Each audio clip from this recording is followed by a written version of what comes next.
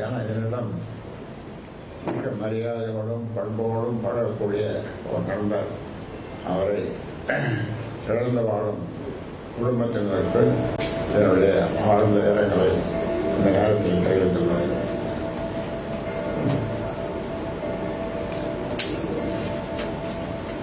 முடிச்சிடலாமா? எல்லாம் தேனியை சாப்பிட்டு போங்க.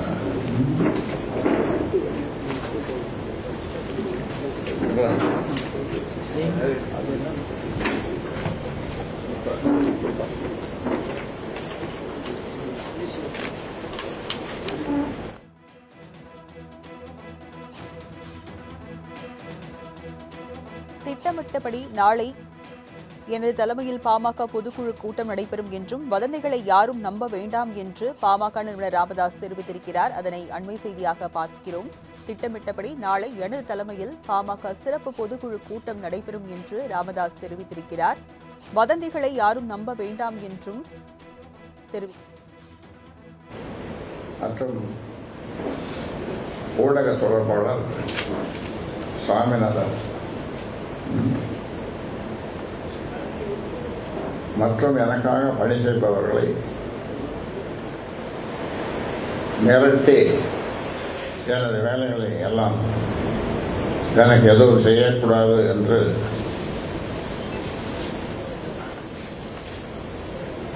அவருக்கு கொலை மிரட்டல், அவருடைய குடும்பத்தினருக்கும் கொலை மிரட்டல் வந்திருக்கிறது.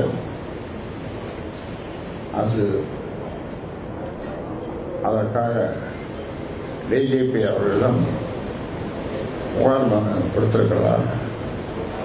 இப்படிப்பட்ட அநாகரிகமான காரியங்களை ஒரு கும்பல் செய்து வருகிறது. அந்த குடும்பத்திற்கு சரியான பாதுகாப்பு கொடுக்க வேண்டும் என்று டிஜிபி அவர்களை, காவல்துறை அதிகாரிகளை எல்லாம் கேட்டுக்கொள்கின்றேன்.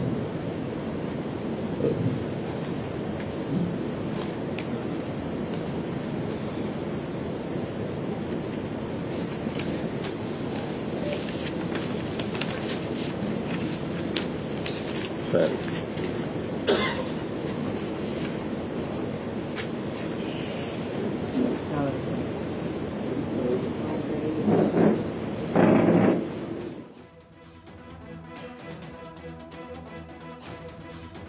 திட்டமிட்டபடி நாளை எனது தலைமையில் பாமக சிறப்பு பொதுக்குழு கூட்டம் நடைபெறும் என்று பாமக நிறுவனர் ராமதாஸ் தெரிவித்திருந்தார். விவரங்களை செய்தியாளர் ராஜேஷ் வழங்க கேட்கலாம். ராஜேஷ், செய்தியாளர் சந்திப்பின் போது பாமக நிறுவனர் ராமதாஸ் என்னென்ன விஷயங்கள்லாம் பேசியிருந்தார்? விவரங்கள் என்ன? நேற்றைய தினத்தில் தன்னுடைய தாயார் சரஸ்வதியினுடைய பிறந்த நாளை முன்னிட்டு பாமக தலைவராக இருக்கக்கூடிய அன்புமணி ராமதாஸ் நேரடியாக தைலாபுரம் சென்று தனது குடும்பத்தினருடன் சென்று அவருக்கு கேக் வெட்டி பிறந்த நாளை கொண்டாடி இருந்தார். இந்த புகைப்படங்கள் சமூக வலைதளங்களில் வைரலான நிலையில் நாளைய தினத்தில் நடைபெற இருக்கக்கூடிய, அதாவது மருத்துவர் ராமதாஸ் தலைமையில் நடைபெற இருக்கக்கூடிய பொதுக்குழு ரத்து செய்யப்படும் என்றும் தந்தைக்கும் மகனுக்கும் இடையே இருந்த அந்த உரசல் என்பது தீர்வுக்கு வந்திருக்கிறது என்று சமூக வலைதளங்களில் பல்வேறு செய்திகள் உலா வந்திருந்தன. இந்த நிலையில்தான் தைலாபுரத்தில் செய்தியாளர்களை சந்தித்த ராமதாஸ் அவர்கள் நாளைய தினத்தில் திட்டமிட்டபடி பொதுக்குழு நடைபெறும் என்றும் இந்த பொதுக்குழு ரத்து செய்யப்பட்டதாக சில விஷமிகள் தவறான தகவல்களை பரப்பி வருகின்றனர். நேற்று அம்மாவின் பிறந்தநாள் என்பதால் அவரை காண அன்புமணி குடும்பத்தினரிடம் வந்து வாழ்த்து பெற்று சென்று விட்டார்.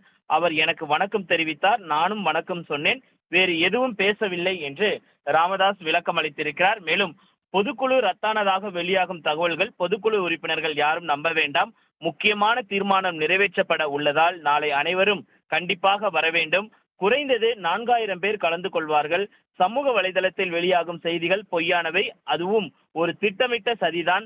சமாதானத்திற்கு வாய்ப்புள்ளதா என்று செய்தியாளர்கள் எழுப்பிய கேள்விக்கு இதற்கான பதில் நாளை பொதுக்குழு கூட்டத்தில் உங்களுக்கு தெரியும் என்று அவர் தெரிவித்திருக்கிறார்.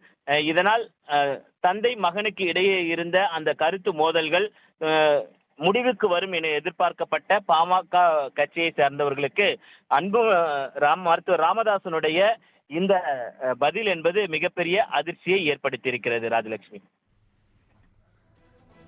விவரங்களை வழங்கியதற்கு நன்றி ராஜேஷ்.